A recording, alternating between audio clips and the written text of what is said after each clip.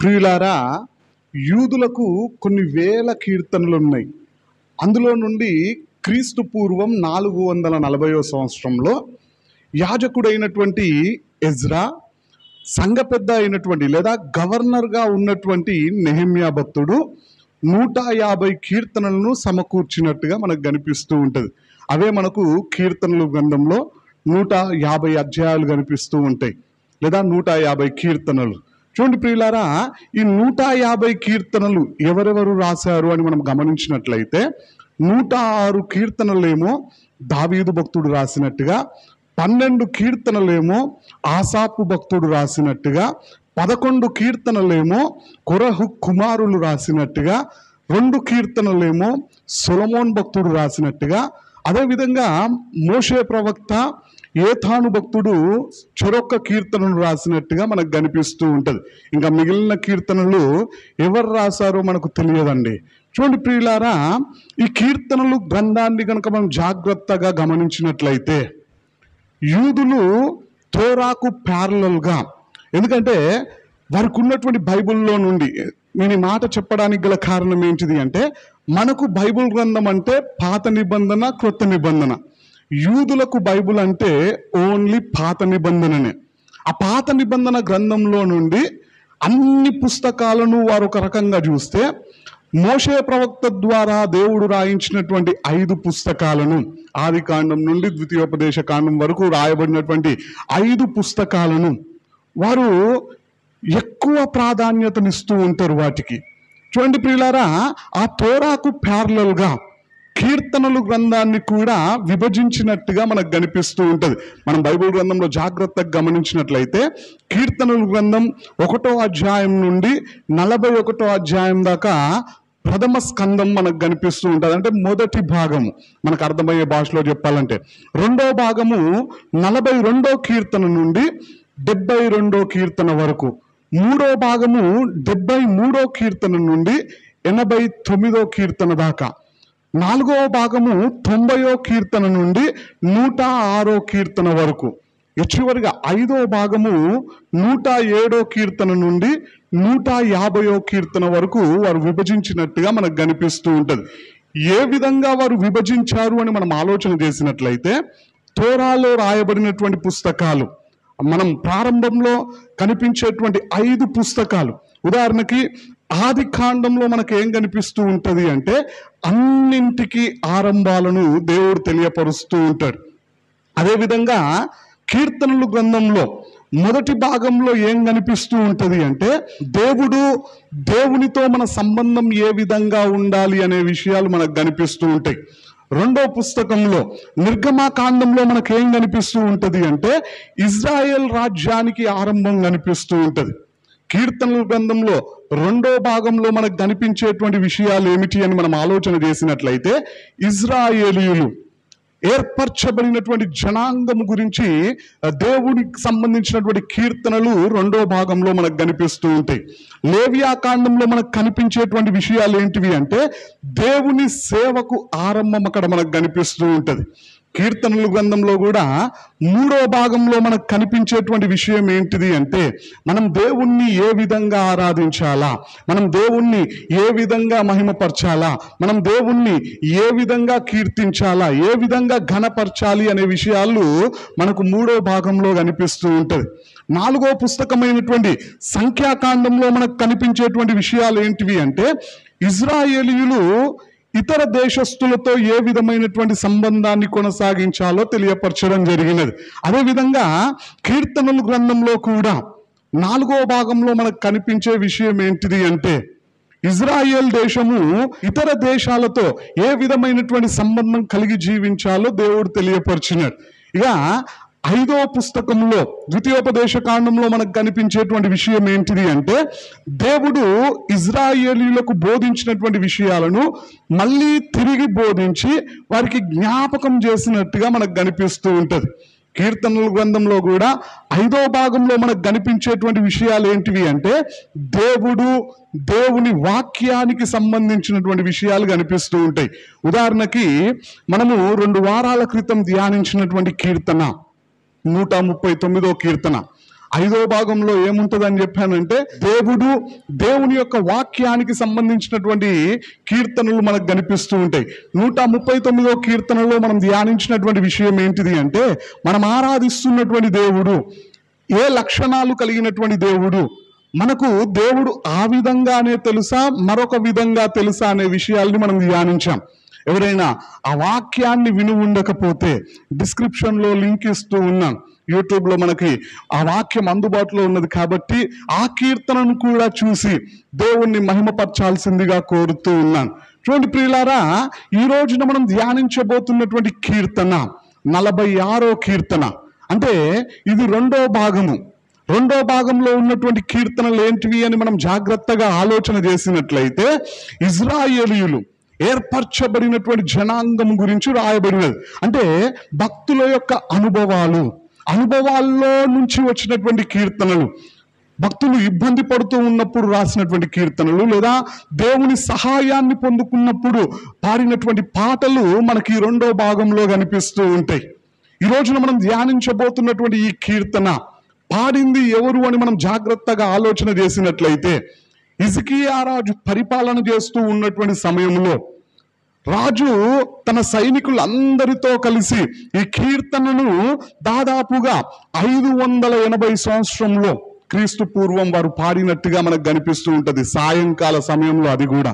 చూడండి, ఏ పరిస్థితుల్లో వాళ్ళు ఈ పాటను పాడారు అని మనం జాగ్రత్తగా ఆలోచన చేయాల.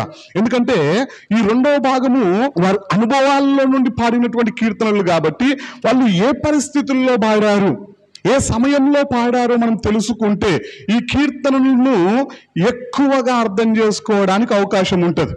ఉదాహరణకి ఒక అనుభవాన్ని మనం ఆలోచన చేసినట్లయితే, పురుషోత్తమ చౌదరి గారు వారు ఇంటిలో నుండి బయటికి వచ్చేసిన తర్వాత చాలా ఆకలి అవుతున్నటువంటి పరిస్థితుల్లో, ఏం చేయాలో అర్థం కాని స్థితిలో, తన దగ్గర డబ్బులు కూడా లేనటువంటి పరిస్థితుల్లో ఇంటింటికి వెళ్ళి అడుక్కుంటూ ఉన్నాడంట, కొంచెం భోజనం పెట్టండి అని చెప్పేసి.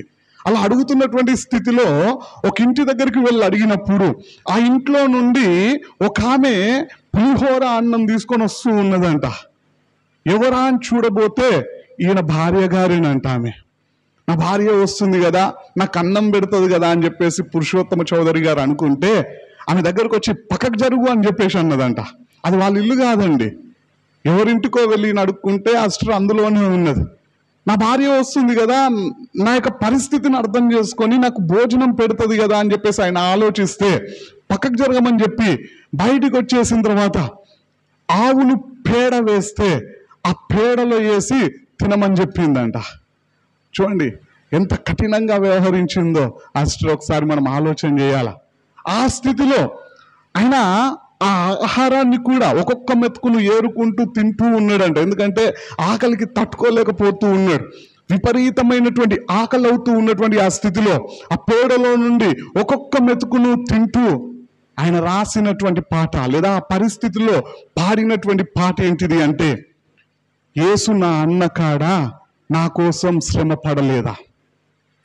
దేవుడు అనుభవించినటువంటి శ్రమల ముందు నా శ్రమలు ఎంత, నా కష్టాలు ఎంత అని చెప్పేసి యేసు నా అన్న కాడ నా కోసం శ్రమ పడలేదా అనే పాట రాశాడండి. అంటే ఆ అనుభవాన్ని మనం జాగ్రత్తగా ఆలోచన చేస్తే ఆ పాటకున్నటువంటి మీనింగ్ కూడా మనకు అర్థమవుతుంది. ఇప్పుడు 46వ కీర్తన ఏ పరిస్థితుల్లో పాడారో మనం అర్థం చేసుకుంటే ఆ కీర్తన మనకు ఎక్కువగా అర్థం కావడానికి అవకాశం ఉంటుంది. మరొక విషయం ఏంటిది అంటే, ఈ 46వ కీర్తన అంటే మార్టిన్ లూథర్ గారికి కూడా చాలా ఇష్టం అంట. ఆయన ఎక్కువ సార్లు పాడినటువంటి పాట లేదా చదివినటువంటి కీర్తన ఇది.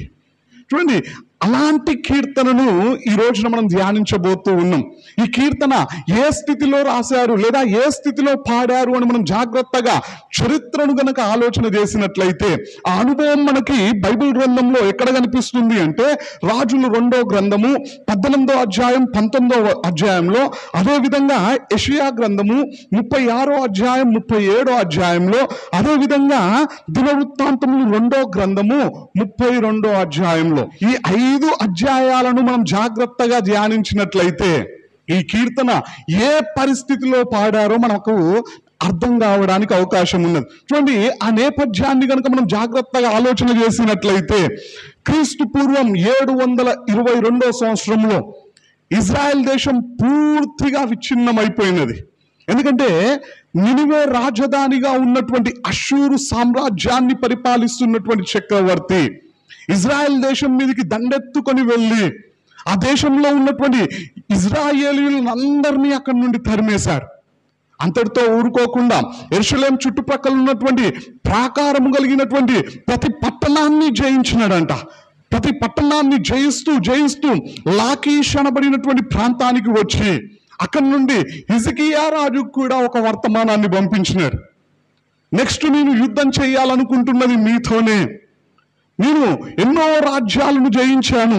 అక్కడ వారు పూజిస్తున్నటువంటి దేవుళ్ళు దేవతలు నన్ను ఆపలేకపోయారు, నన్ను ఓడించలేకపోయారు. కాబట్టి మీరు కూడా మీ దేవుణ్ణి నమ్ముకోవద్దు. ఇంతమందిని ఓడించినటువంటి నేను మిమ్మల్ని కూడా ఓడించబోతూ ఉన్నాను అని చెప్పేసి 2 సార్లు ఆల్రెడీ వర్తమానాన్ని పంపించాడు. మొదటిసారి లాకీష్ ప్రాంతంలో ఉన్నప్పుడు వర్తమానాన్ని పంపించాడు.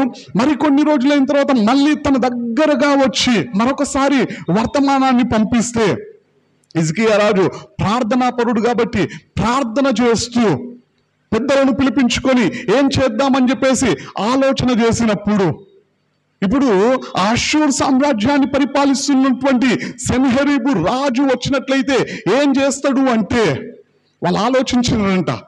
యెరూషలేం చుట్టూ వారు కాపలా ఉంటారు. లోపలి వాళ్ళు బయటికి వెళ్లకుండా, బయటి వాళ్ళని లోపలికి రానియకుండా కట్టుదిట్టమైనటువంటి మరి సైనికులను అక్కడ ఉంచడానికి అవకాశం ఉంటుంది. ఎవరైనా బయటికి వెళ్ళి ఏదైనా తెచ్చుకుందామంటే వారిని చంపడానికి అవకాశం ఉంటుంది.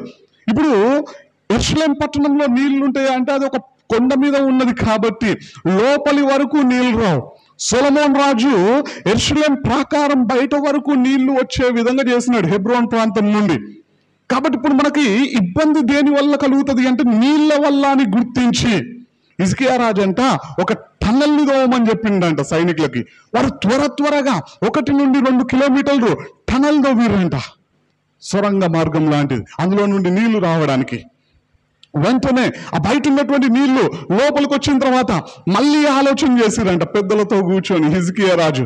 ఇప్పుడు రాజు చేసేటువంటి పని ఏంటిది అంటే ఒకవేళ ఆయన లోపలికి వచ్చి చూస్తే, ఈ పట్టణాన్ని చూస్తే, ఈ నీళ్లను చూస్తే, ఈ దేవాలయాన్ని చూస్తే, లేదా ఈ దేశాన్ని చూస్తే ఇక్కడే ఉండిపోతాడేమో అని చెప్పేసి వారు తవ్వినటువంటి ఆ టన్నల్ని మూసేయమని చెబితే మళ్ళీ మూసేసిరంట వెంటనే. అంటే వాళ్లకు లోనికి వచ్చినటువంటి నీళ్లు మాత్రమే ఉన్నాయి, మళ్ళీ బయటికి వెళ్ళడానికి అవకాశం లేదు. ఎందుకంటే రాజు దాదాపుగా 185,000 మంది సైనికులను వెంట పెట్టుకొని వస్తూ ఉన్నాడు. ఒకరు కాదు, ఇద్దరు కాదు, ఒక గొప్ప సైన్యాన్ని వెంట పెట్టుకొని యూదా రాజ్యం మీదకి వచ్చినప్పుడు రాజుకు ఏం చేయాలో అర్థం కాని పరిస్థితి. ఎందుకంటే యూదా దేశంలో ఉన్నటువంటి సైనికులు ఎంతమంది అంటే 5,000 నుండి 6,000 మంది. వస్తున్నటువంటి శత్రువుల సంఖ్య ఎంత అంటే 185,000 మంది. ఏం చేయాలో అర్థం కాని పరిస్థితుల్లో నీళ్లను లోనికి తెప్పించుకొని వెంటనే ప్రార్థనలో ఉంటూ ఉన్నట్టుగా మనకు కనిపిస్తూ ఉంటుంది. యెషయా ప్రవక్తతో కూడా చెబితే యెషయా ప్రవక్త కూడా ప్రార్థన చేస్తూ ఉన్నాడు. వారు హెచ్చుగా ప్రార్థన చేసినట్టుగా మనకు కనిపిస్తూ ఉంటుంది.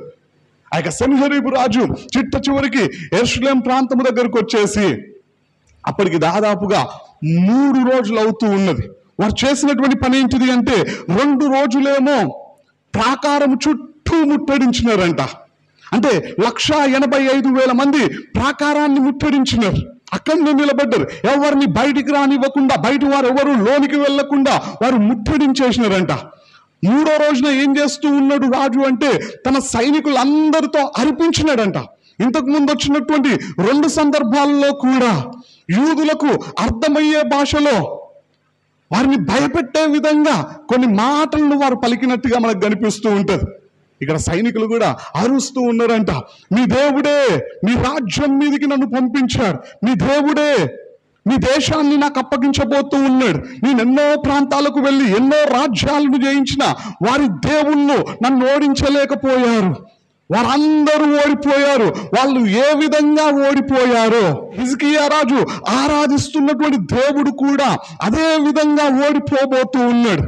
హిజ్కియా రాజు చెప్పాడు కదా, యెహోవాకు మాత్రమే బలిపీఠం కడదాం, ఆయనను మాత్రమే ఆరాధిద్దాం అని చెప్పేసి మాట్లాడాడు కదా అని చెబుతూ దేవుణ్ణి తృణీకరిస్తూ దేవుని గురించి చాలా నీచంగా మాట్లాడుతూ ఇజ్రాయేలులను కూడా లేదా యూదులను కూడా నీచంగా మాట్లాడినట్టుగా, వారు ఏం తినబోతూ ఉన్నారో, ఏం త్రాగబోతూ ఉన్నారో నీచంగా వారిని నిందిస్తూ, అవమానపరుస్తూ, దూషిస్తూ మాట్లాడినట్టుగా, ఆ విధంగా అర్పించినట్టుగా మనకు కనిపిస్తూ ఉంటుంది.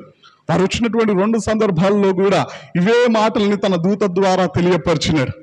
3వ రోజున అర్పిస్తూ రాజు చెప్పినటువంటి మాట ఏంటిది అంటే, రేపు ఉదయమే మీతో నేను యుద్ధం చేయబోతూ ఉన్నా, మీకు త్రాగడానికి నీళ్లు లేవు, తినడానికి ఆహారం లేదు, మీరు నా చేతుల్లో బందీలైపోతారు, నా చేతుల్లో నాశనం అయిపోతాడు, నా చేతుల్లో నుండి మిమ్మల్ని ఎవరు తప్పించలేరని చెప్పేసి నీచంగా మాట్లాడుతూ ఉంటే, ఆ స్థితిలో మనం ఉంటే బెంబేలెత్తిపోవడానికి, భయపడడానికి, లేదా అక్కడి నుండి పారిపోవడానికి, లేదా మరొకటి ఏం చెయ్యాలా అని చెప్పేసి తొందరపాటు నిర్ణయాలు తీసుకోవడానికి అవకాశం ఉంటుంది. అక్కడ నుంచి పారిపోయే అవకాశం అయితే లేదు, ఎందుకంటే చుట్టూ ముట్టడించేసినారు 185,000 మంది సైనికులతో. కాబట్టి తొందరపడేదైనా నిర్ణయం తీసుకోవడానికి కూడా అవకాశం ఉంటుంది. అలాంటి స్థితిలో, భయంకరమైనటువంటి పరిస్థితుల్లో పాడినటువంటి పాటే 46వ కీర్తన. చూడండి ప్రియులారా, ఈ సందర్భం ఎలాంటి స్థితిలో పాడారు అని మనం జాగ్రత్తగా ఆలోచన చేసినట్లయితే మనకు అర్థం కావడానికి ఒక ఎగ్జాంపుల్ని చెప్పాలంటే, నాకు స్విమ్మింగ్ రాదనుకోండి, స్విమ్మింగ్ పూల్కి వెళ్ళాను. అక్కడ ఉన్నటువంటి స్విమ్మింగ్ పూల్ యజమాని ఏమని చెబుతూ ఉన్నాడు అంటే, ఈ స్విమ్మింగ్ పూల్ ఏమీ ఎక్కువ లోతు ఉండదండి, మీకు వాటర్ ఇక్కడి వరకే వస్తాయి, మీరు ఇందులో ఈజీగా స్విమ్మింగ్ నేర్చుకోవచ్చు. అయితే అందులో 2-3 క్రొకడైల్స్ కూడా ఉన్నాయి, ముసళ్ళు ఉన్నాయి, అవి ఏం చేయాలి, నేనే పెంచుకుంటూ ఉన్నా, మీరు అందులోకి దిగి స్విమ్మింగ్ నేర్చుకోండి అంటే మనం దిగుతాము? దిగడానికి అవకాశమే ఉండదు. అందులో ఉండే ఏంటి అంటే క్రొకడైల్స్.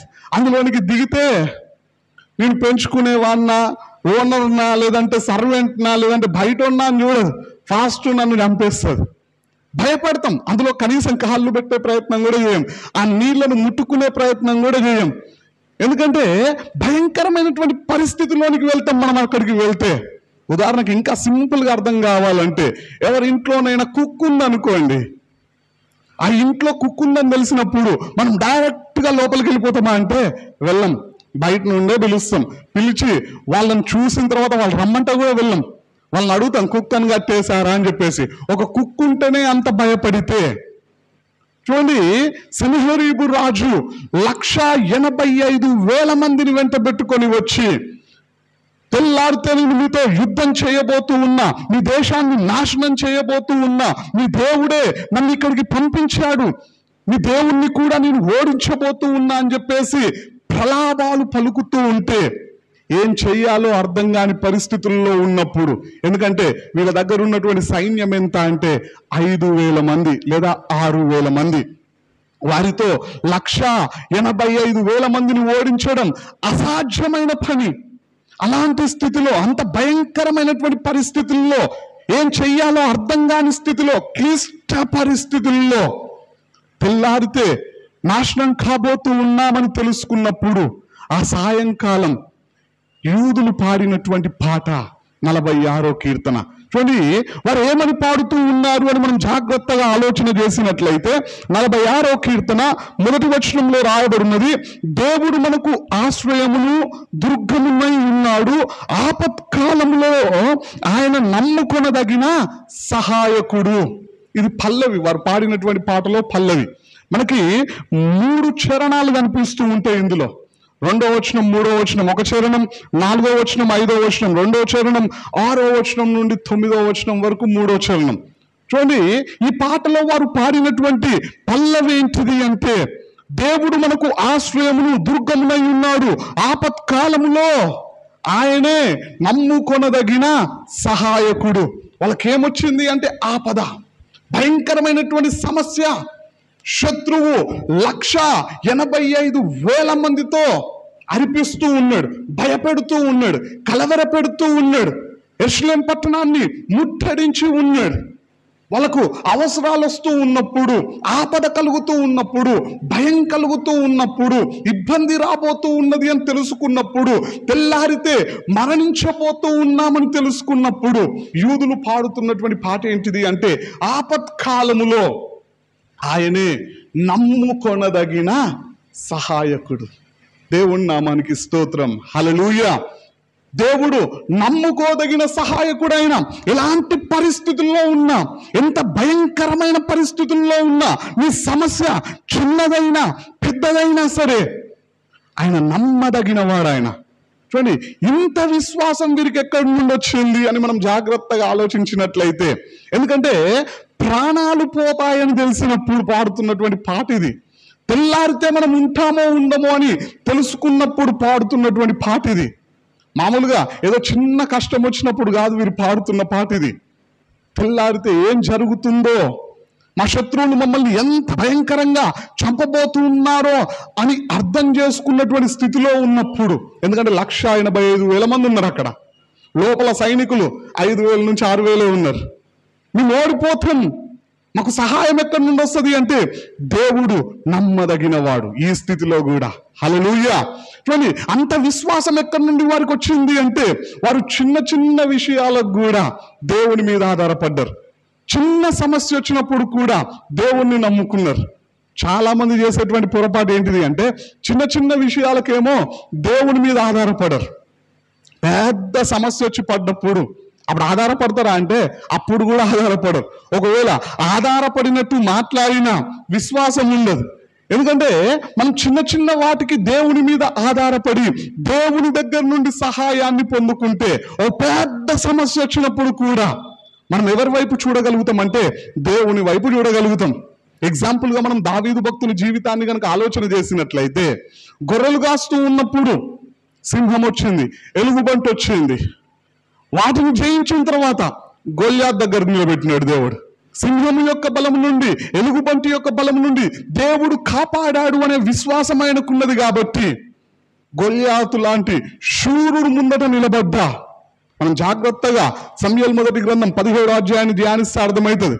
సౌలు రాజుతో పాటు అక్కడ ఉన్నటువంటి ఇజ్రాయేలు సైనికులందరూ కూడా ఆయన మాట వింటేనే భయం వచ్చేసిందంట. ఆయనను చూస్తే పరుగులు తీస్తున్నారంట. అలాంటి వ్యక్తిని చూసినప్పుడు దావీదుకు భయం కలగలే, ధైర్యంగా నిలబడ్డాడు. ఎందుకంటే ఆల్రెడీ సింహాన్ని జయించిన, ఆల్రెడీ ఎలుగుబంటిని జయించిన దేవుడు నాకు అప్పుడు సహాయం చేశాడు. ఇప్పుడు ఎంత పెద్ద శత్రువు వచ్చినా సరే, చివరికి సైతాన్ గాడు వచ్చి ముందర నిలబడ్డా సరే భయం ఉండదప్పుడు, కలవరం ఉండదప్పుడు, దిగులు ఉండదప్పుడు. ఏముంటది అంటే దేవుని మీద విశ్వాసం. ఈరోజు నువ్వు చిన్న చిన్న విషయాలకు దేవుని మీద ఆధారపడుతూ ఉన్నావా? విశ్వాసంతో దేవుని సహాయాన్ని కోరుకుంటూ ఉన్నావా? లేదంటే పెద్ద సమస్య వచ్చినప్పుడు నువ్వు దేవునిలో స్థిరంగా ఉండలేవని గుర్తుపట్టాలా? మరి ఈ రోజున మన పరిస్థితి ఏ విధంగా ఉన్నది?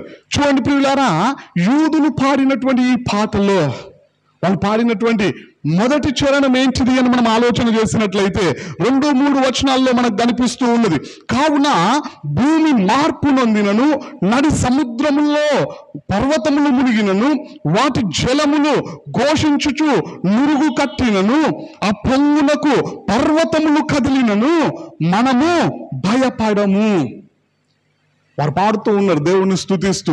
ఈ యొక్క అనుభవం ఏంటిది అని మనం జాగ్రత్తగా ఆలోచన చేసినట్లయితే, ప్రకృతి వైపరీత్యాలకు కూడా మేము భయపడం.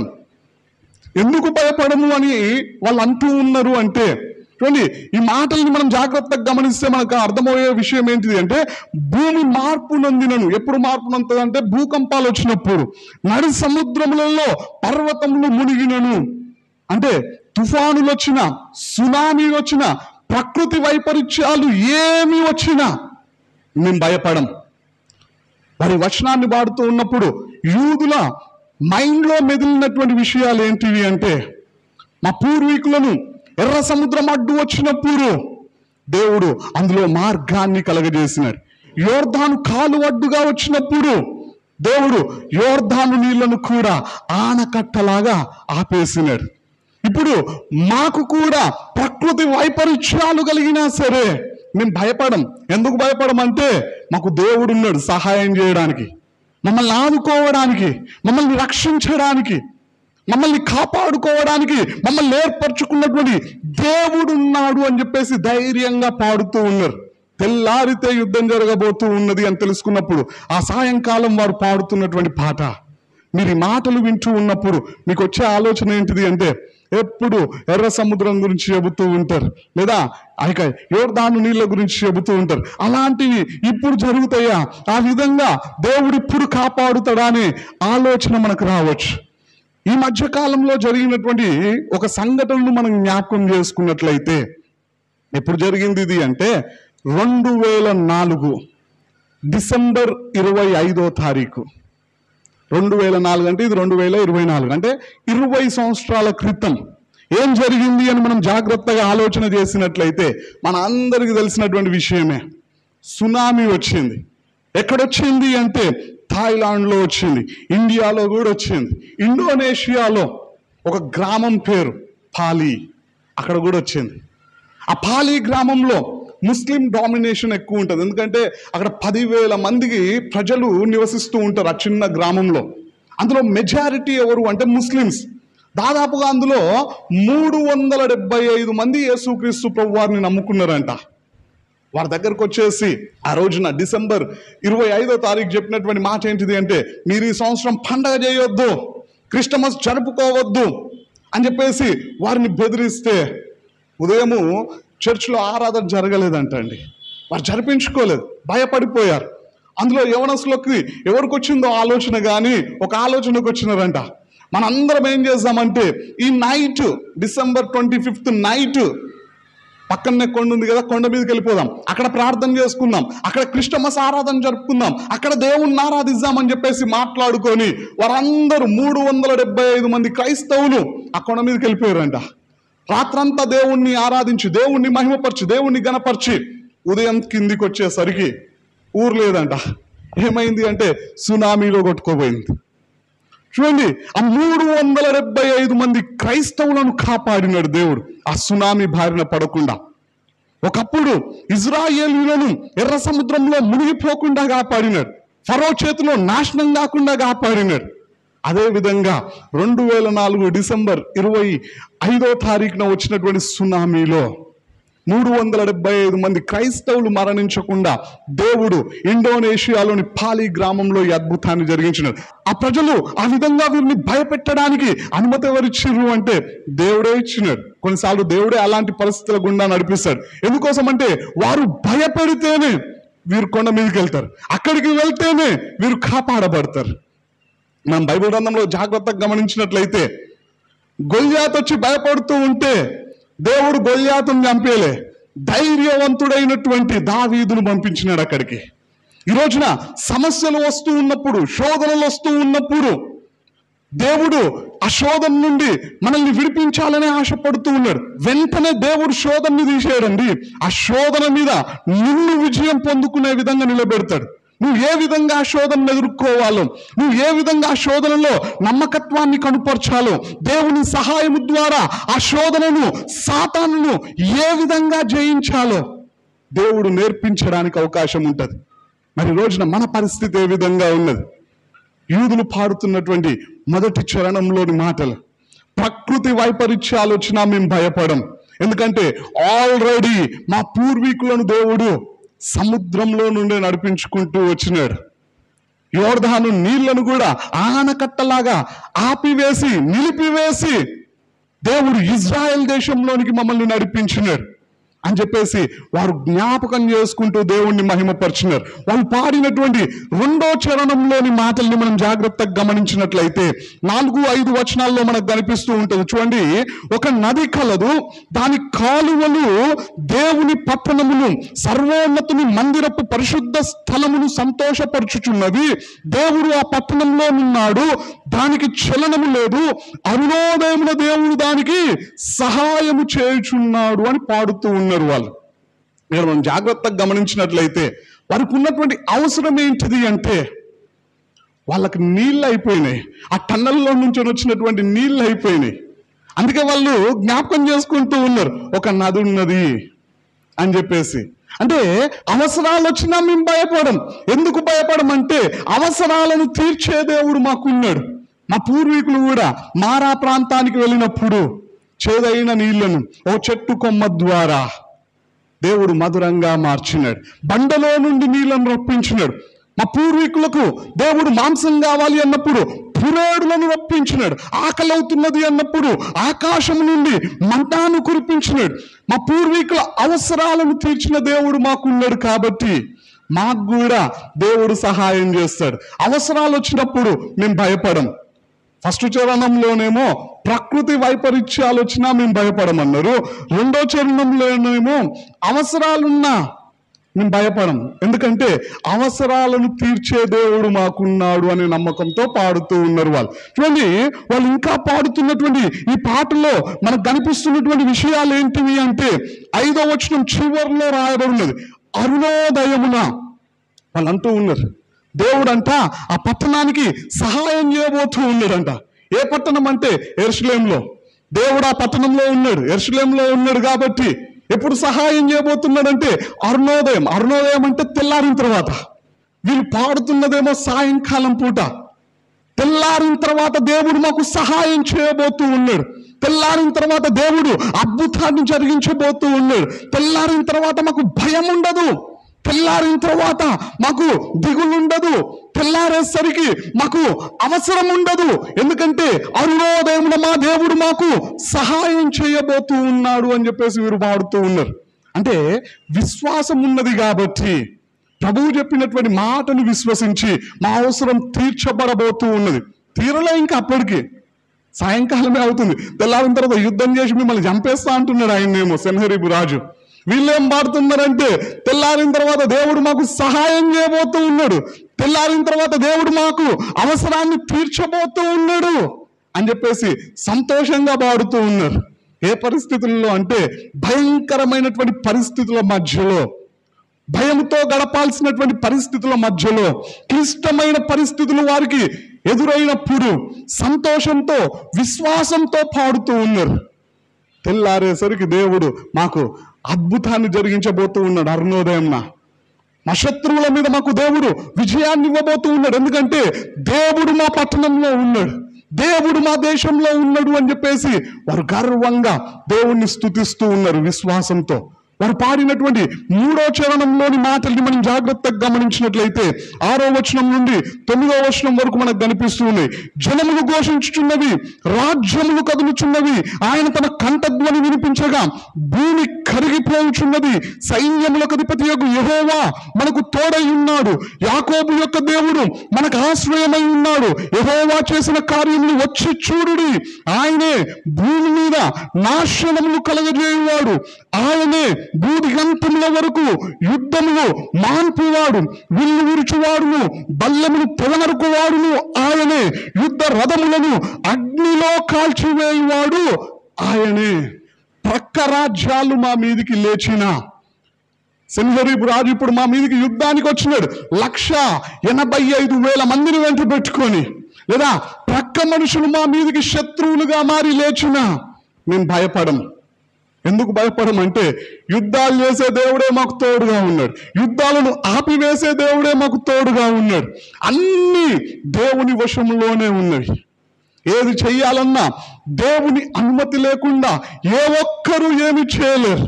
మేము నాశనం కావాలన్నా దేవుడు అనుమతి ఇవ్వాలా, మేము విజయం పొందుకోవాలన్నా దేవుడు అనుమతి ఇవ్వాలా. కాబట్టి ప్రక్క రాజ్యాలు వచ్చినా, ప్రక్కనున్నటువంటి మనుషులు మాకు శత్రువులుగా మారి మా మీదికి వచ్చినా మేము భయపడం. ఎందుకంటే దేవుడు మాకు తోడుగా ఉన్నాడు. చూడండి, వారు పాడినటువంటి ఈ పాటలో మనకు అర్థమవుతున్నటువంటి విషయాలను ఒకసారి జ్ఞాపకం చేసుకున్నట్లయితే, మొదటి వచనంలో వారు అంటున్నటువంటి మాట ఆపత్కాలంలో ఆయన్నే నమ్ముకొనదగిన సహాయకుడు. విశ్వాసంతో ఈ పాటను ప్రారంభించినారు. 2-3 వచనాల్లో ప్రకృతి వైపరీత్యాలు కలిగిన మేము భయపడం, ఎందుకంటే మాకు దేవుడు తోడుగా ఉన్నాడు. 4-5 వచనాలలో అవసరాలు ఏర్పడినా, కష్టాలు వచ్చినా, శ్రమలు వచ్చినా మేము కృంగిపోము. ఎందుకోసం అంటే అవసరాలను తీర్చే దేవుడు మాకు తోడుగా ఉన్నాడు. 3వ చరణమైనటువంటి 6వ వచనం నుండి 9వ వచనం వరకు వారు వాడుతూ ఉన్నారు. ప్రక్క రాజ్యాలు మా మీదకి వచ్చినా, ప్రక్కన ఉన్నటువంటి మనుషులు మా మీదకి లేచినా మేము భయపడం. ఎందుకంటే అన్నింటినీ తన వశంలో దేవుడు ఉంచుకున్నాడు. ఆ దేవుడు మాకు తోడుగా ఉన్నాడు కాబట్టి మేము భయపడము అని చెప్పేసి సంతోషంతో వారు పాడుతూ ఉన్నప్పుడు 10వ వచనంలో మనం ధ్యానించినట్లయితే అక్కడ రాయబడి ఉంది. చూడండి, ఆ మాటను ఒకసారి మనం జాగ్రత్తగా గమనించినట్లయితే 1వ వచనం నుండి 9వ వచనం వరకు యూదులు పాడుతూ ఉంటే 10వ వచనంలో ఎవరు మాట్లాడుతూ ఉన్నారు ఈ మాట అంటే అక్కడ రాయబడి ఉన్నది. ఆ మాటను మనం ధ్యానిస్తూ ఉన్నప్పుడు ఆ మాట పలికింది ఎవరో ఒకసారి ఆలోచన చేయండి. అక్కడ రాయబడి ఉన్నది, ఊరకుండుడి, నేనే దేవుడనని తెలుసుకొనుడి. మీరు అందరూ ఆగండి, కాసేపు సైలెంట్ గా ఉండండి, నేనే దేవుణ్ణని తెలుసుకొనండి అంటున్నాడు. ఎవరంటున్నారు ఈ మాట అంటే దేవుడే మాట్లాడుతూ ఉన్నాడు. ఏమని మాట్లాడుతూ ఉన్నాడు మనం ఒకసారి ధ్యానించినట్లయితే, ఊరకుండుడి, నేనే దేవుడనని తెలుసుకునుడి, అన్య జనులలో నేను మహోన్నతుడనగుదును, భూమి మీద నేను మహోన్నతుడనగుదును, సైన్యములకు అధిపతియగు యెహోవా మనకు తోడై ఉన్నాడు, యాకోబు యొక్క దేవుడు మనకు ఆశ్రయమై ఉన్నాడు అంటున్నాడు దేవుడు. ఇక్కడ మనం జాగ్రత్తగా గమనించినట్లయితే 9 వచనాల వరకు యూదులు దేవుణ్ణి ఆరాధిస్తూ, దేవుణ్ణి మహిమపరుస్తూ, దేవుణ్ణి కీర్తిస్తూ, దేవుడు చేసినటువంటి సహాయములను జ్ఞాపకం చేసుకుంటూ ఆయనను కీర్తిస్తూ ఉంటే, స్తుతిస్తూ ఉంటే, ఆ స్తుతుల సింహాసనం మీద ఎవరాసీనుడయ్యారంటే సాక్షాత్తు దేవుడే వచ్చేసిందట. దేవుడే దిగి వచ్చి ఆ స్తుతుల సింహాసనం మీద కూర్చొని ప్రభు మాట్లాడుతూ ఉన్నాడు. ఊరకుండుడి, నేనే దేవుడనని తెలుసుకొనండి. ఈ శ్రమ మీకు రావడానికి కారణం ఏంటిది అంటే అన్యజనులందరూ నేనే దేవుణ్ణి అని దేవుని గురించి తెలుసుకుంటారంట. భూమి మీద ఉన్న ప్రజలందరూ దేవుణ్ణి తెలుసుకోవడానికి సన్హెరీబు మీ మీదికి వచ్చాడు, అరుణోదయన్న మీకు సహాయం చేయబోతూ ఉన్నాను అని చెప్పేసి ప్రభు స్తుతుల సింహాసనం మీద ఆసీనుడై యూదులతో ఆ రోజున మాట్లాడుతూ ఉన్నాడు. దేవుని నామానికి స్తోత్రం, హల్లెలూయా. మనం ఒక విషయాన్ని జాగ్రత్తగా ఆలోచన చేసినట్లయితే, మనం ప్రార్థన చేస్తే దేవుడు జవాబునిస్తాడు. మనం దుఃఖిస్తూ ఉంటే దేవుడు తన దూతను పంపిస్తాడు మన కన్నీళ్లను తుడవడానికి. అదే మనం స్తుతిస్తూ ఉన్నట్లయితే ఆ స్తుతుల మీద దేవుడే ఆసీనుడైతాడంట. దేవుని నామానికి స్తోత్రం. ఈ రోజున మనం దేవుణ్ణి స్తుతించగలుగుతూ ఉన్నామా? దేవుణ్ణి ఆరాధించగలుగుతూ ఉన్నామా? దేవుణ్ణి మహిమపరచగలుగుతూ ఉన్నామా? మనం పాటలు పాడడం ముఖ్యం కాదండి, ఆ పాటకు తగ్గ జీవితం మనలో ఉండాల. చాలా మంది పాటలు పాడతారు కానీ ఆ పాటకు తగ్గ జీవితం ఉంటుందా అంటే ఉండదు. ఒక బ్రదర్ని నేను అడిగాను, బ్రదర్ మీకు ఇష్టమైనటువంటి పాట ఏంటిది అంటే ఆ బ్రదర్ చెప్పినటువంటి మాట ఏంటిది అంటే, రాజా నీ సన్నిధిలో నేను ఉంటానయ్యా అనే పాట అంటే నాకు చాలా ఇష్టం అని చెప్పినాడు. నేను అప్పుడు అడిగినాను, మరి అంత ఇష్టంగా పాడుకుంటావు కదా బ్రదర్, ఎన్నిసార్లు పాడతావు ఆ పాట రోజుకి అంటే, రోజుకు 10-20 సార్లు పాడతాడంట. ఆయన మనసులో అదే పాట నెమరు వేసుకుంటూ ఉంటాడంట. మొత్తం చెప్పినాడు ఆయన ఒక 15-20 నిమిషాలు. చెప్పిన తర్వాత నేను అడిగినా, బ్రదర్ నువ్వు పాట అయితే పాడుతూ ఉన్నావు, నీ సన్నిధిలో ఉంటానయ్యా, నీ సన్నిధిలో నేను స్తుతిస్తానయ్యా, నీ సన్నిధిలో ఉండడం నాకు ఇష్టము, నీకు లోబడడం నాకు ఇష్టము అని చెప్పేసి ఎంతగానో పాడుతూ ఉన్నావు కదా, మరి సండే చర్చికి ఎందుకు రావు బ్రదర్ అని అడిగిన. మందిరంలో ఉంటానని పాట అయితే పాడుతూ ఉన్నాడు కానీ మందిరానికి అయితే దూరంగానే ఉంటూ ఉన్నాడు. అంటే పాట ఒకటి పాడేది ఆయన, జీవితం ఇంకో రకంగా ఉన్నది. ఆ విధంగా ఉంటే దేవుడు ఆ పాట పాడితే అక్కడికి రాడు, ఆ స్తుతుల మీద ఆసీనుడు కాడు ఆయన. మన జీవితం వాక్యానుసారంగా ఉన్నప్పుడు, మన ప్రవర్తన మనం పాడుతున్నటువంటి పాటకు అనుకూలంగా ఉన్నప్పుడు మనం స్తుతిస్తే ఆ స్తుతుల మీద దేవుడు ఆసీనుడైతాడు. దేవుని నామానికి స్తోత్రం.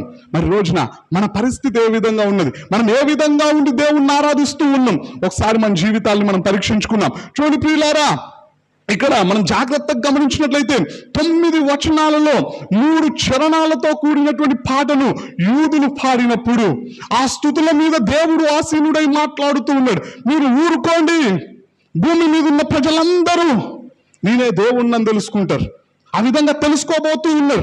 ఎందుకంటే సన్హెరీబు రాజు తిరస్కరించింది మిమ్మల్ని కాదు, నన్ను తిరస్కరించినాడు. మిమ్మల్ని కాదు దూషించింది, నన్ను దూషించాడని చెప్పేసి వారితో మాట్లాడి ప్రభువు చేసినటువంటి పని ఏంటిదో మనం తెలుసుకొని ముగించుకున్నాం. చూడండి, మనం బైబిల్ గ్రంథంలో జాగ్రత్తగా గమనించినట్లయితే రాజులు 2వ గ్రంథము 19వ అధ్యాయము 35వ వచనాన్ని మనం ధ్యానించినట్లయితే ఒక రాయబడి ఉన్నది, ఆ రాత్రియే యెహోవా దూత బయలుదేరి అష్షూరు వారి దండుపేటలో వచ్చి 185,000 మందిని హతము చేసెను. ఎంతమంది వచ్చారు? సెనహెరీబు రాజు ఎంతమంది సైనికులను వెంట పెట్టుకుని వచ్చిండు అంటే 185,000 మంది. ఈ పాట ఎప్పుడు పాడారు అంటే క్రీస్తు పూర్వం 580వ సంవత్సరం సాయంకాలంన వారు పాడితే దేవుడు వారి స్తుతుల మీద ఆసీనుడై అక్కడికి దిగి వచ్చినాడు. యెరూషలేము పట్టణం లోనికి దేవుడు వచ్చినాడు. ప్రాకారం గోడకు లోపలికి దేవుడు వచ్చి ఆ రాత్రి బయటికి ఎవరిని పంపించినాడంటే ఒక దూతను పంపించినాడంట. ఆ దూత వెళ్ళి చేసినటువంటి పని ఏంటిది అంటే 185,000 మందిని చంపేసినాడంట. ఏ సైన్యాన్ని చూసైతే విర్రవీగుతూ ఉన్నాడో, ఏ సైన్యాన్ని వెంట పెట్టుకుని వచ్చి యెరూషలేముని మరి ఆక్రమించాలనుకున్నాడో, ఆ సైన్యం అంతటిని ఒక్క దూత చంపేసిందంట ఒక్క రాత్రిలోనే. తెల్లారేసరికి లేచి చూస్తే సైనికులు అందరూ మరణించి ఉన్నారు. ఏం చేయాలో అర్థం కాక అక్కడి నుండి దిగులుతో సెనహెరీబు వెళ్ళిపోతే తన రాజ్యంలోనికి వెళ్ళిన తర్వాత ఆయనను కూడా చంపేసినారంట. చూడండి ప్రియులారా, దేవుడు అద్భుత రీతిగా యూదులకు ఆ రోజున విజయాన్ని అనుగ్రహించినాడు. ఏ పరిస్థితుల్లో వారికి సహాయం చేసినాడంటే క్లిష్టమైన పరిస్థితుల్లో తెల్లారితే ఏం జరగబోతుందో అనే ఆందోళనతో ఉన్నప్పుడు, దిగులుతో ఉన్నప్పుడు, బాధతో ఉన్నప్పుడు, భయంతో ఉన్నప్పుడు విశ్వాసంతో, సంతోషంతో దేవుడు మాకున్నాడు అని ధైర్యంగా వారు దేవుణ్ణి స్తుతించినప్పుడు అద్భుత రీతిగా దేవుడు వారికి సహాయం చేసినాడు. ఈ రోజున మనకు కూడా దేవుడు విజయాన్ని ఇవ్వాలనుకుంటూ ఉన్నాడు. మనకు కూడా దేవుడు సహాయం చేయాలనుకుంటూ ఉన్నాడు. మరి యూదులు ఆ రోజున చూపించిన విశ్వాసాన్ని ఈ రోజున మనం చూపించగలుగుతూ ఉన్నామా? దేవుణ్ణి నమ్ముతూ ఉన్నామా? ఎలాంటి పరిస్థితుల్లోనైనా దేవుణ్ణి ఆరాధించగలుగుతూ ఉన్నామా? ఏ స్థితిలో ఉన్నా దేవునికి నమ్మకమైనటువంటి జీవితాన్ని జీవించగలుగుతూ ఉన్నామా? ఒకసారి మన జీవితాన్ని మనం పరీక్షించుకుందాం. ఎందుకంటే ఆ రోజున యూదులకు విజయాన్ని ఇచ్చినటువంటి దేవుడు, వారి పక్షంలో పోరాడినటువంటి దేవుడు, వచ్చినటువంటి సైనికులందరినీ 185,000 మందిని ఒక్క దూతను పంపించి నాశనం చేసినటువంటి దేవుడు ఈరోజు మనకు విజయాన్ని ఇవ్వాలని ఆశపడుతూ ఉన్నాడు. ఈ సందర్భంలో నుండి ఒకే ఒక్క మాటని చెప్పి నేను ముగించబోతూ ఉన్నాను. చూడండి, వారు పాడినప్పుడు దేవుడు అక్కడికి దిగి వచ్చినాడు. యేసుక్రీస్తు ప్రభువారు లేదా దేవుడు అంటే దేవునిలో జీవం ఉన్నది. బయటికి ఎవరిని పంపించాడంటే దూతను పంపించినాడు. ఆ దూత వెళ్ళి చేసినటువంటి పని ఏంటిది అంటే అందరినీ నాశనం చేసినాడు, చంపేసినాడు. అంటే మరణము. అయితే మనం జీవంలో ఉండాలా లేదంటే మరణంలో ఉండాలా? మనం ఇరుకు మార్గంలో ఉండాలా లేదంటే విశాల మార్గంలో ఉండాలా? మనం పరలోకానికి వెళ్ళే మార్గంలో ఉండాలా లేదంటే నరకానికి వెళ్ళే మార్గంలో ఉండాలా? మనం ఏ మార్గంలో ఉన్నాం? జీవమైనటువంటి యేసుక్రీస్తులో మనం జీవిస్తూ ఉన్నామా? మరణమైనటువంటి నరకానికి వెళ్ళే మార్గంలో మనం బ్రతుకుతూ ఉన్నామా? ఏ స్థితిలో ఉండి మనం పాడుతూ ఉన్నాం? ఏ స్థితిలో ఉండి మనం ప్రార్థిస్తూ ఉన్నాం? ఏ స్థితిలో ఉండి మందిరానికి వస్తూ ఉన్నాం? ఒకసారి మన జీవితాన్ని మనం పరీక్షించుకున్నాం. దేవునికి నమ్మకంగా జీవిస్తాం. దేవుని రాకడకు మనందరం సిద్ధపడదాం. ఈ కొద్ది వాక్యాన్ని దేవుడు దీవించునుగాక. ఆమేన్.